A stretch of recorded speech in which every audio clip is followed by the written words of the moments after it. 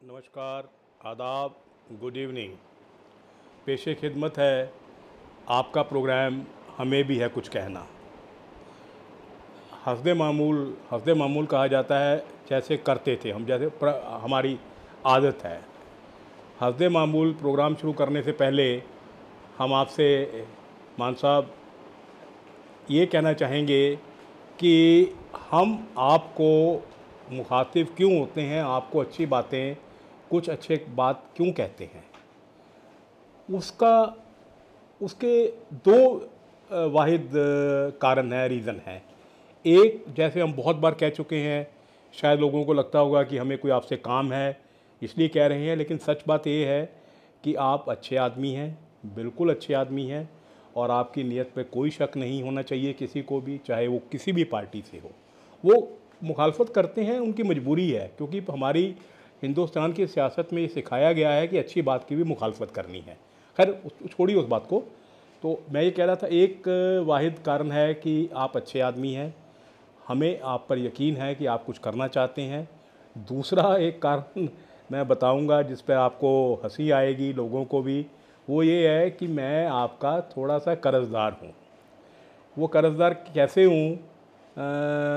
जब आप पटियाला थे 2004 या 5 में, तब आपके मदर, आपके माताजी हमें, मेरे दोस्त थे, तो मेरा जो दोस्त तो नहीं, बेटा ही कह सकते हैं, डॉक्टर असलम को, वो अपने, आप ऑफिसर कॉलोनी रहा करते थे, तो आप डोलू, एक डोलू डोलू तो आप समझते हैं, डोलू में साग दिया करते थे।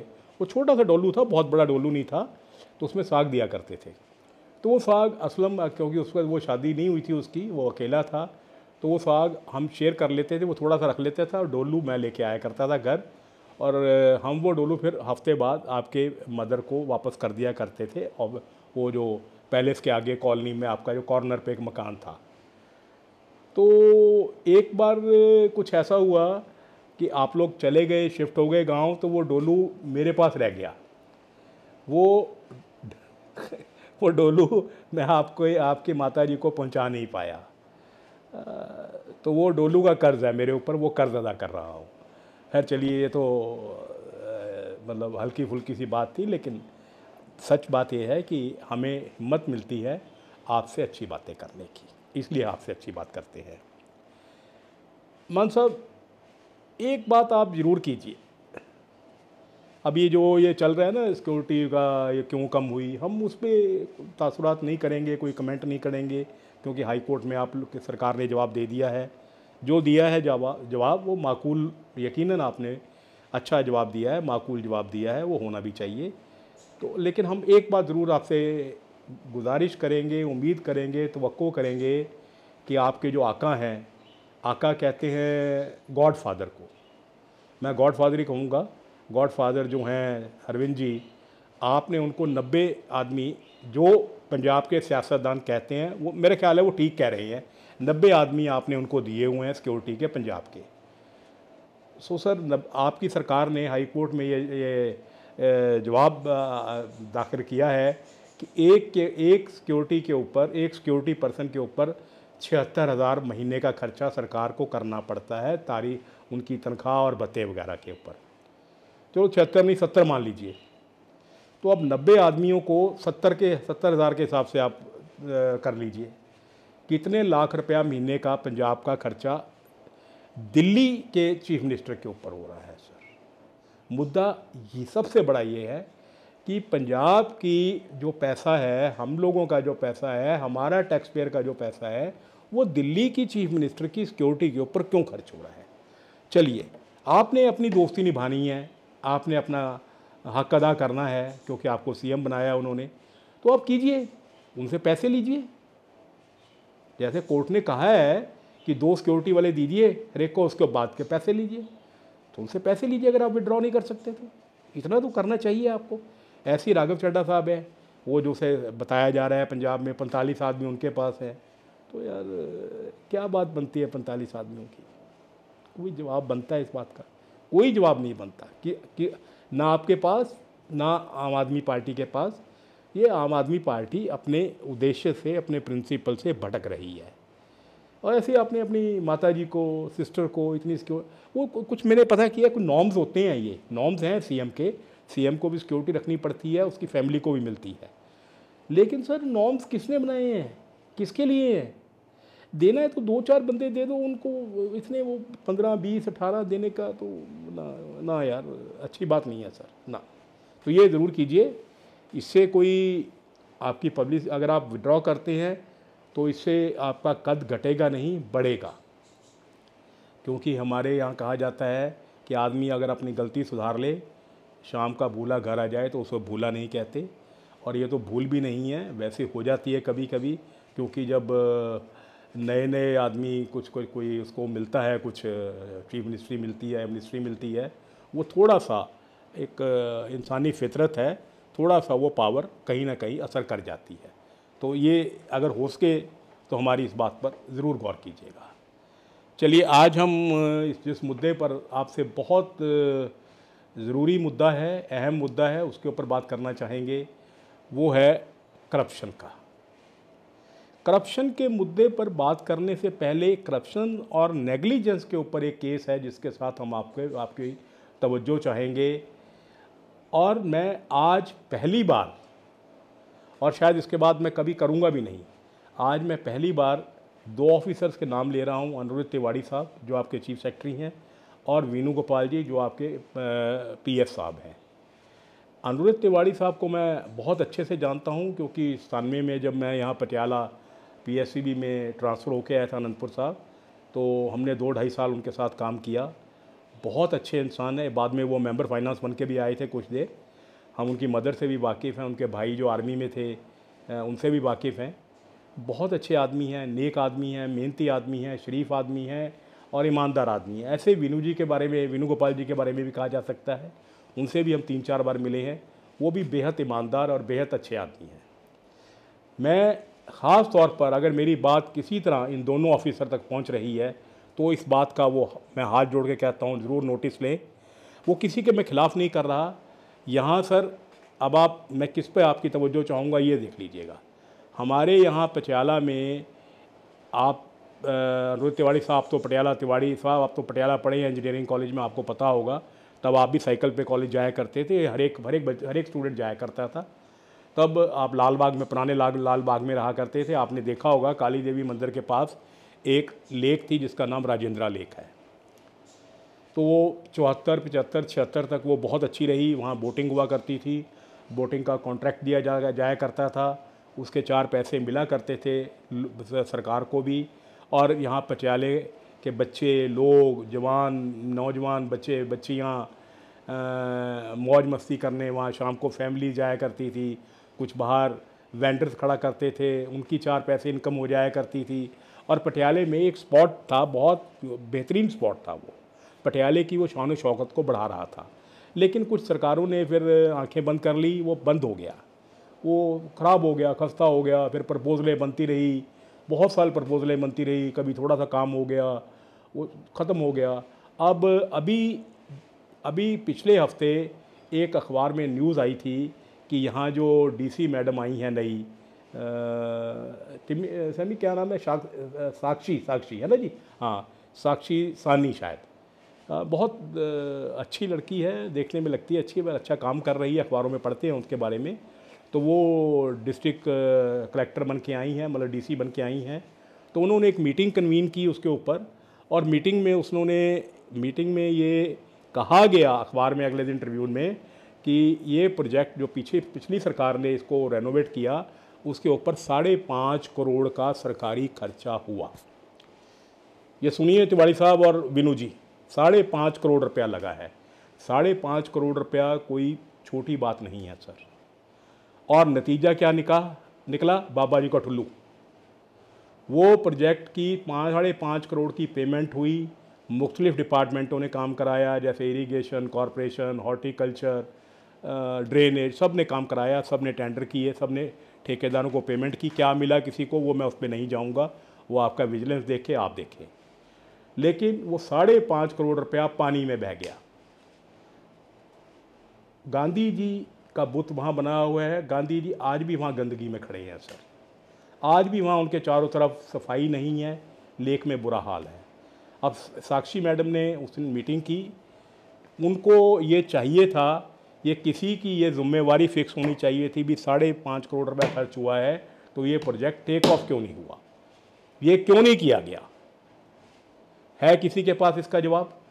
हुआ क्या कि जो डिपार्टमेंट थे हॉर्टिकल्चर या और उनको ये कह दिया गया अब इसकी सफाई कराइए, ये कराइए। अब क्या होगा सर तिवाड़ी साहब, अब ये फिर दोबारा एस्टीमेट बनेंगे, दोबारा टेंडर कॉल होंगे, दोबारा पैसे खर्च होंगे और नतीजा वही निकलने वाला है।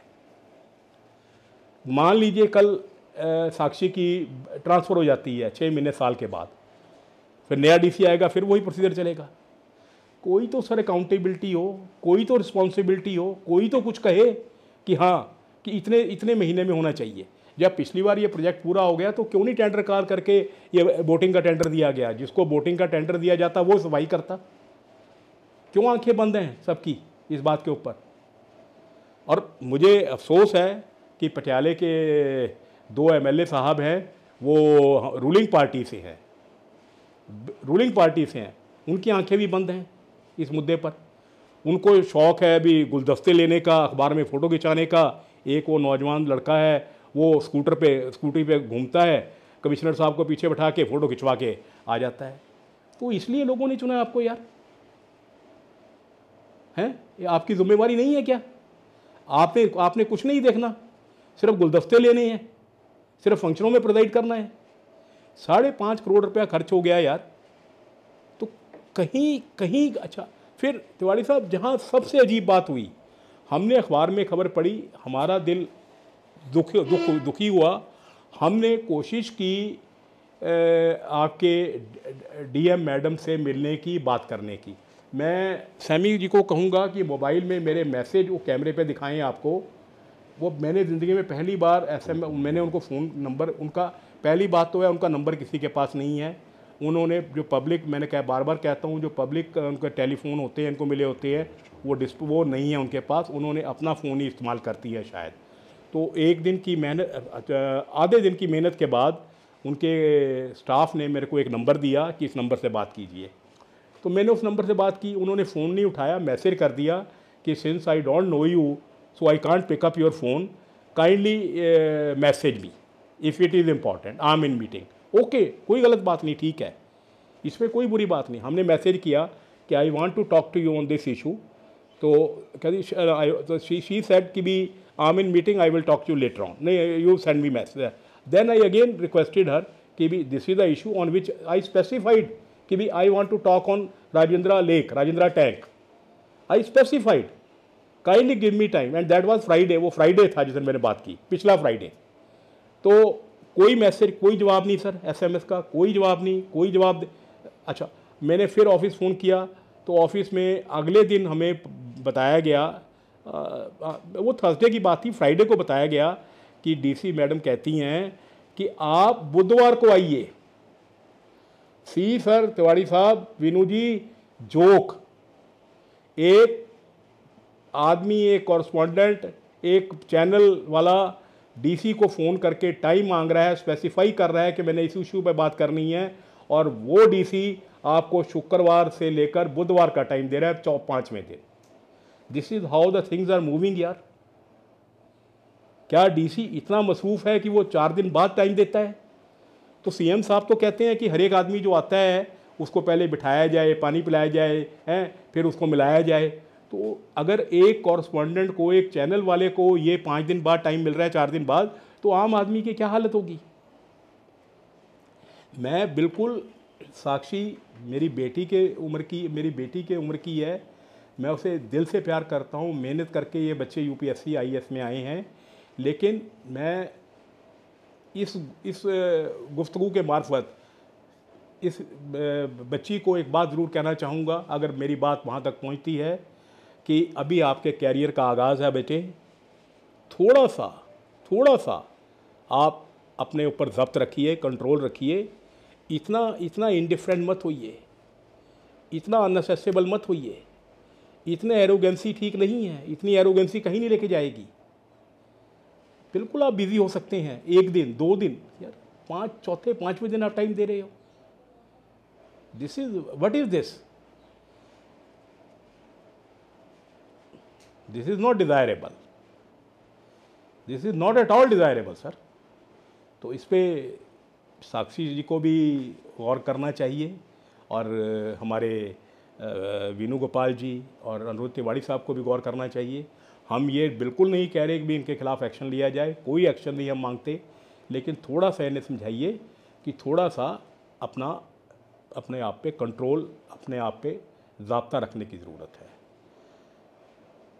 मैं इस बात पर फिर आ रहा हूँ कि अब ये एक रिस्पॉन्सिबिलिटी फ़िक्स की जाए, ज़रूर फिक्स की जाए, वो 5.5 करोड़ रुपया क्यों वेस्ट गया, और ये स्पेसिफाई किया जाए भी कितनी देर में, कितने टाइम में जो अब ये काम बताया गया है पूरा होगा।